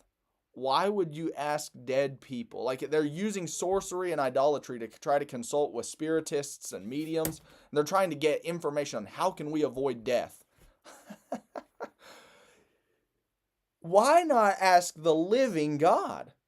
Isn't that a point that the New Testament makes? You left dead idols to serve the living God. 1 Thessalonians, Acts 14, etc. 1 Corinthians 12. Why would you consult those who weren't successful on beating death about how to avoid death? Because other people today don't have the answer. I asked my boss. He didn't know. I asked my best friend. I asked my spouse. How about looking into the Bible and getting a word on the matter from God who is living? Isn't that Jesus' argument in Matthew 22? Abraham, Isaac, Jacob, God hasn't made all of his promises consummated to them yet. God, behold, he said to the Sadducees who doubted resurrection, life after the dead. He said to them, behold, the God even of the Samaritan Pentateuch, which they claim to follow, the Sadducees followed the Pentateuch, first five books of the Old Testament, he is the God of the living and not of the dead. Jesus' whole argument is that God is a living God. Ask him for a word on the matter. Number 12. Because of a fail to deliver from the crisis, the people will become angry. And verse 21 says they will enrage and curse their king and their God. They will become angry, curse both their king, could be Ahaz or Hezekiah, but king could be a reference to God, and their God. The king could be a reference to the physical monarch, Ahaz and Hezekiah, but I don't know that that's right. I don't think these guys are patriots. They honor their king, so they think. But listen to this on Isaiah 33, I think it's 22. Isaiah 33, 22. The Lord is our judge, the Lord is our lawgiver, the Lord is our king. He will save us. Interesting. Maybe it's talking about God and it's a synonym. Curse their king and their God, one and the same. And as they are forced to look up and notice the impending doom from Assyria, they'll curse their king and their God. They're going to curse Yahweh, the one who could save them from death, as they look up and see the obvious. Here comes the Assyrian army, and they can't help but observe. It's pictured as moving in like a dark storm, and that's how 22 is going to hit. Number 13, we should note that the Assyrian scourge hits both houses. You'd want to read both John Willis and Jim McGuigan on that. I think there's a little bit of a different take. Is he trying to say something about both houses? Read McGuigan on it for sure. But God's going to move Assyria in on both Israel, northern Israel, and southern Israel, Judah. This brings us into chapter 9. Okay, Isaiah chapter 9. Good block here. But 8:22 belongs with it. 8:22 runs through 9:7.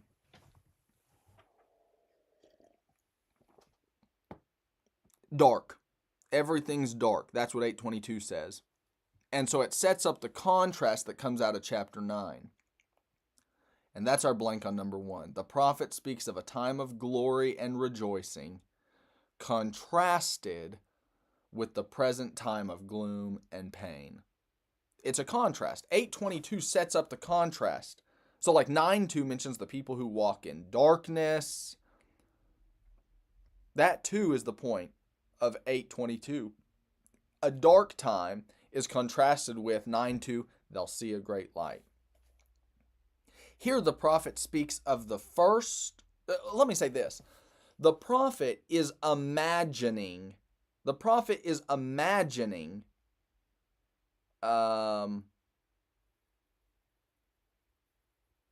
Messiah's era. He's imagining the Messiah's era. So it's contrasted with the present Assyrian darkness that he imagines the era of the Messiah. Go back to the last video and you'll get the idea on the imagination. The White Cliffs of Dover and the prophet's just dreaming of the kind of day after Assyria. That's what he's doing here. He is dreaming of the kind of day when the Messiah breaks forth. Okay, here the prophet speaks of the first or earlier time, verse 1, and the afterward or time later on. It's a contrast of the present with Assyria contrasted with the later time coming under the Messiah. The whole oracle points to a Davidic child that will arise and bring the nation out of gloom. Look at 6 and 7. Child will be born to us, son given to us, government rest on his shoulders. His name's Counselor, Wonderful Counselor, Mighty God, Eternal Father, Prince of Peace. There will be no end to the increase of his government or of peace. On the throne of David, so it's a Davidic descendant, Judean monarch, and over his kingdom to establish it and uphold it with justice and righteousness from then on and forevermore. The zeal of the Lord of hosts will accomplish this. What Isaiah is doing is he is imagining the Messiah's breaking forth. There's a day coming. I don't know when. I don't know his name.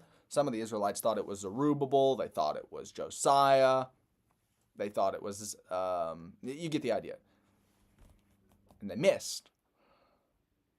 And what Isaiah is doing is imagining whoever, whenever, wherever the Messiah shows up, it's going to be a whole lot better than this present darkness we have through Assyria. All right, the coming glory under the Davidic era, the Messiah, is imagined in terms of the past. Things they could relate to. Things they could relate to. I mean, how do you tell somebody in the days of the Pony Express about email? I mean, think about it. You start to think about how to explain email. You got to explain a computer. You start to explain what's a computer, they would ask. You've got a lot of work to do to explain to somebody in the days of the Pony Express how a computer sends an email.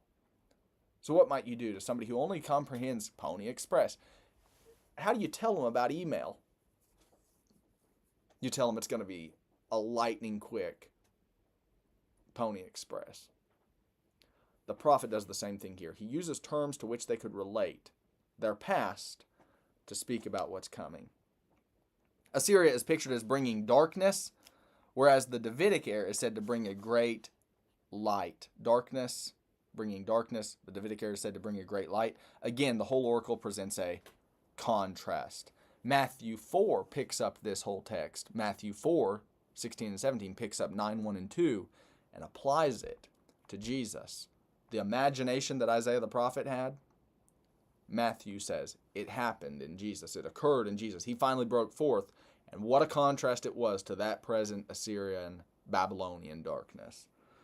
All right, number 3. It's best to understand this section to speak contextually of Assyria's affliction of Israel and deliverance to come. It's Assyria's affliction of Israel that's in view. And so, the obvious affliction that's right here, the darkness that's before us, 8:22, 9:2, the dark land, 9:2, the oppression, 9:4, all of that, it's about the Assyrian darkness. And so it's probably talking about the 701 BC campaign by Sennacherib on Hezekiah. The nation of 9:3 is probably Israel. The whole nation of Israel, like Judah and northern Israel involved. It's a whole messianic portrait, the whole nation. not just southern Judah, not a divided Israel, not under the Messiah. No, they imagine a united Israel. Other passages on that, Isaiah 11, Hosea 3, Isaiah 43. And so finally, God's ultimate deliverance would come through one of the seed of David. The last blank on number 3, the seed of David. And I've got some references there. Micah 5 has the same drift. It's a messianic portrait as well. Micah is imagining the Messiah breaking forth. And Matthew 2, 5 and 6, the wise men read it that way. Out of Bethlehem, Ephratah, will spring forth a ruler from old.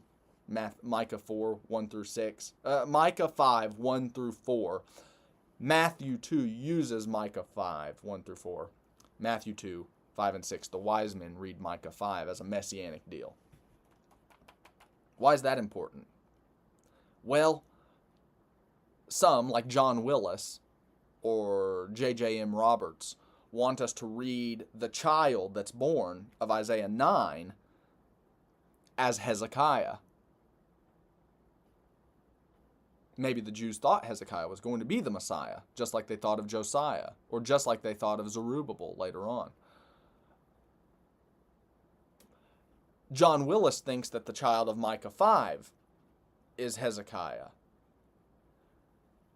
Only a little bit can I say that's an honorable attempt. The only way I can even say that that's honorable is to say they're trying to stay with the context, which is Assyrian. It's the days of Isaiah, Assyria, 8th century BC Judah. But as I'm going to point out on number 5, this is much too much for Hezekiah to bear. All right, number 4. The lines, a child will be born to us, a son given to us, can refer either to ascension to the throne, so perhaps the coronation of a king, or it could be birth language. I know it says, a child will be born to us, a son will be given to us. But I'm saying that line, and I've got the references there, 1 Chronicles 28, Psalm 2:7, both are about the Davidic monarch. That kind of rhetoric is used not about physical birth from a mama's womb. It's talking about the coronation of the king. So it could be used as ascension to the throne, or it could refer to the physical birth of a male child. So maybe another sign child. Probably not. I think it's a messianic imagination. The prophet is imagining a day, a contrasted day from Assyria coming under the Messiah. Now, number 5. Some, in an honorable attempt to stay with the context, have thought this child or son to be Hezekiah. That's the predominant view among the liberal critical guys. That's the predominant view among a bunch of guys who read the context even in a lot of ways. Well, I think it misses. But some, in what I think is probably an honorable attempt to stay with the context, think this child or son to be Hezekiah. 5a. Why do I not think this, or why do they think this? 5a. They think this because 5a, the context is rooted in an Assyrian era. The context is rooted in an Assyrian era. B. The description, child or son. This is from J.J.M. Roberts. He's got an article, and then he's also got this commentary on Isaiah 1 through 39. The description matches Egyptian coronation liturgy. I've got a question mark there. I've got my own reservations about that. But J.J.M. Roberts tries to establish the case. He and John Willis, think that this child is Hezekiah, and so they argue that point somewhat staunchly. C. Birth is probably, in this view, they think birth is metaphor for coronation. Plausible. But even if it did mean coronation, it wouldn't still render, we must see it as Hezekiah, and it wouldn't rule out this is a messianic portrait. The Messiah had an ascension or coronation as well, we would see. Even Acts 2, with its metaphor and theology, treats Jesus as ascending and sitting at the right hand of the throne of God, which is messianic language taken right out of Psalm 110. D. The titles are hyperbolic. So we've got 4 major titles here at the end of 9, 6, and 7. Wonderful Counselor, Mighty God, Eternal Father, Prince of Peace. And those saying that it's talking about Hezekiah would just simply say, yeah, this is some pretty grand language, it's hyperbolic, and that's that. But take a look at the next side of the worksheet. Number 6, the problems with identifying the figure as Hezekiah, however, are twofold, if not more than that. 6a, Hezekiah's character. You go back to 2 Kings 18. You look at Isaiah 36 through 39. Hezekiah was good. But Hezekiah, 2 Kings 18, 13 through 16 says, wasn't that good. No, he wasn't. You look at Isaiah 36 through 39 when we get there. He's full of faults. He doesn't fit the bill. Not in his character of 9, 6, and 7. He listens to foreigners too much. He still tries to link up with Assyria. And Egypt, it looks like. He doesn't listen to God. Maybe just Assyria. Doesn't listen to God. And he's full of pride. B, Hezekiah's counsel. Counsel. Unsel. Counsel. And I've got some references there. His counsel. Listen to this. I'm not going to go over to Isaiah 30 and 31. I will tell you, though, what they're about. Isaiah 30 and 31 are about coalitions with Egypt. Yeah, Egypt, that's right. And Assyria. Under Hezekiah, it looks like he's turning to Egypt and Assyria for aid. And then 28:29 says this of God. 28:29. This also comes from the Lord of hosts. The Lord of hosts. Now, not talking about Hezekiah. The Lord of hosts, who has made his counsel wonderful and his wisdom great. So, wonderful counselor. Hezekiah? The fellow who turned to Egypt and Assyria? No. He's not the wonderful counselor of Isaiah 9:6. I don't think his character or his counsel allows him to fit the bill. Number 7. Instead of Hezekiah, we should regard the text as messianic. The prophet is imagining the day under the Messiah. He's not predicting in the sense that he's putting names and dates on a calendar. Daniel is exceptional among the prophets and does predict in very much that manner. Daniel is highly predictive. Isaiah is more imaginative. I'm not ruling out miracle. I'm not ruling out inspiration. I'm just simply saying it's the way that we read the prophets. 7a, the Messiah. Why do I think it's messianic? A, the Messiah elsewhere in the text would, 1, multiply the nation. And that's attributed to him here. Multiply the nation. Verse 3, you shall multiply the nation. Sounds messianic. 2, bring the light. The Messiah would bring the light. Now, that was always the task that the nation of Israel was supposed to fulfill. They botched it. The Messiah does bring it. 3, break the yoke of the captives. Break the yoke of the captives. Verse 4, break the yoke of their burden and the staff on their shoulders, the rod of their oppressor.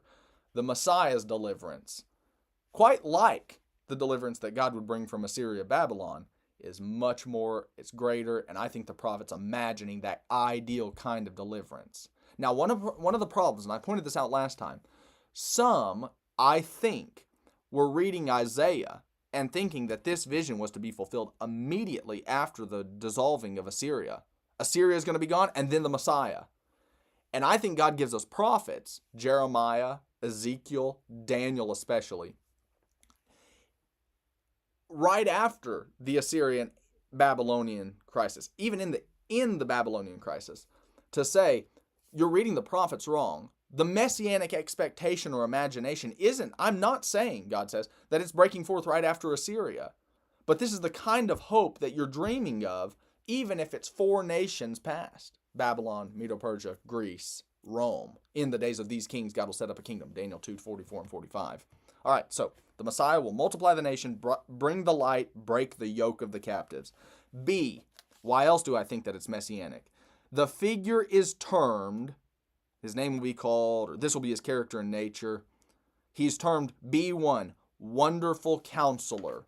And we looked at Isaiah 28:29, which talks about God. B2, Mighty God. B3, Eternal Father. 10:21 of Isaiah said, remnant will return, the remnant of Jacob, to the mighty God. It's not talking about Hezekiah. It's talking about Yahweh. It's a messianic portrait. Wonderful Counselor, mighty God, eternal Father. Now, we'll spend some time on that on Isaiah 22. Isaiah 22 actually calls this other fellow, the Judean fellow, Eliakim, calls him eternal Father. Father over the Davidic house. More on that later. 4, Prince of Peace. And I've got some other prophetic references there where Christ is suggested. The Messiah, the office of the Messiah, whoever he was to be, is expected to be the Prince of Peace. C, here's my third reason I think it's messianic. Isaiah places his emphasis on the fact that God's reign will be manifested in the seed of David. 7C, the seed of David. Not in coalitions, circumstances, enemies. Who's going to accomplish this? Much like Zechariah 4:6. The Lord will accomplish this initiative. The Lord will accomplish this initiative. Okay. 8. This section here, which runs through 10:4, is all about Samaria. Back in Samaria. Northern Israel's revolt against Assyria. If you're blank on 8, against Assyria.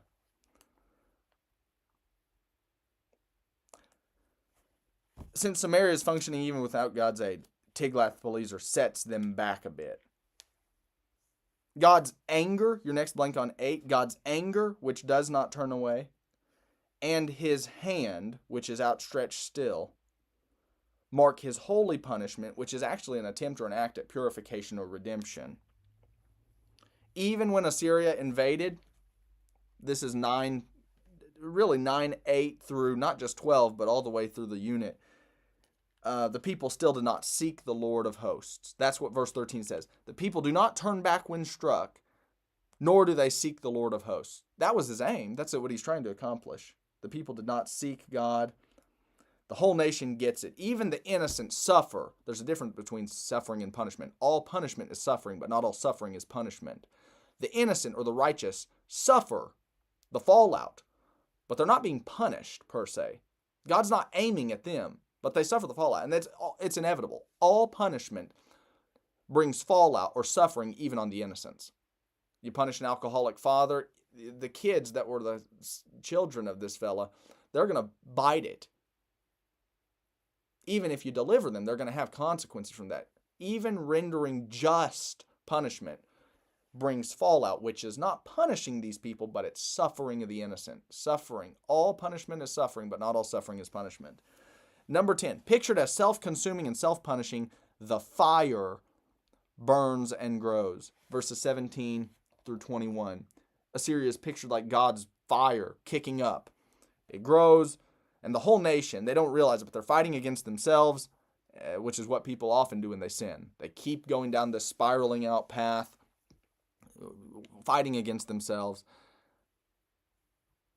And they're also set against God since they are against Judah. They're set against God since they're set against Judah. And that's the nation in whom God has invested his eschatological promises. The prophet now pronounces a woe. This is into chapter 10 now. Pronounces a woe upon those who enact evil statutes and record unjust decisions. They deprive justice, rob the poor, spoil widows, plunder orphans. That's a blistering thing, not just on Assyria or Samaria or Judah, but on all. He blisters them in 10:1 and following. And God says, I'm going to be the just God, and any and all who oppose me will bite it. I've got some references there that you'd want to look at in Micah 2. Number 12, in the day of visitation or punishment, the people could only attempt to flee. They could only attempt to flee. But God would still not turn away his anger and keep his punishing hand stretched out. 10:4. God's hand is punishing, but it's also needs perspective, but it's also redemptive. Hey, let me tell you what I've got to do. I've got to break this video into 2 parts.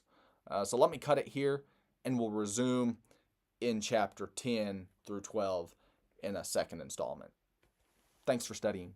Hope it's been beneficial.